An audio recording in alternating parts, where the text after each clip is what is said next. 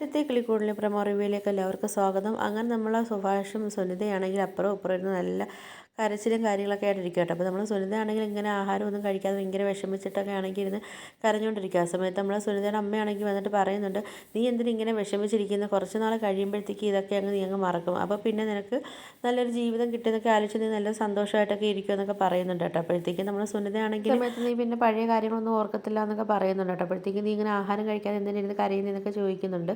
പിന്നെ ആണെങ്കിൽ അങ്ങ് പറഞ്ഞിട്ടാണെങ്കിൽ സുനിതയുടെ അമ്മ പോകുന്നുണ്ട് കേട്ടോ. അപ്പോഴത്തേക്കും സുനിതയാണെങ്കിൽ തിരിച്ച് മറുപടി ഒന്നും പറയാതിരുന്ന് കരഞ്ഞുകൊണ്ടിരിക്കുക. ഈ സമയത്താണെങ്കിൽ നമ്മളെ നിധിയാണെങ്കിലും നമ്മളെ സുഭാഷും അനിയന്മാരും ഒക്കെ ആയിട്ട് നിധി ഇരുന്ന് സംസാരിക്കുന്നുണ്ട്. സുഭാഷേനാണെങ്കിൽ നല്ല സങ്കടവും കാര്യങ്ങളൊക്കെ ഉണ്ട്. പക്ഷേ സുഭാഷേനാണെങ്കിൽ നമ്മളെ സങ്കടപ്പെടുമെന്നുള്ള ഇതുകൊണ്ടാണെന്ന് തോന്നുന്നു സുഭാഷേട്ടൻ ഇതൊന്നും പുറത്ത് കാണിക്കാതിരിക്കുന്നത്.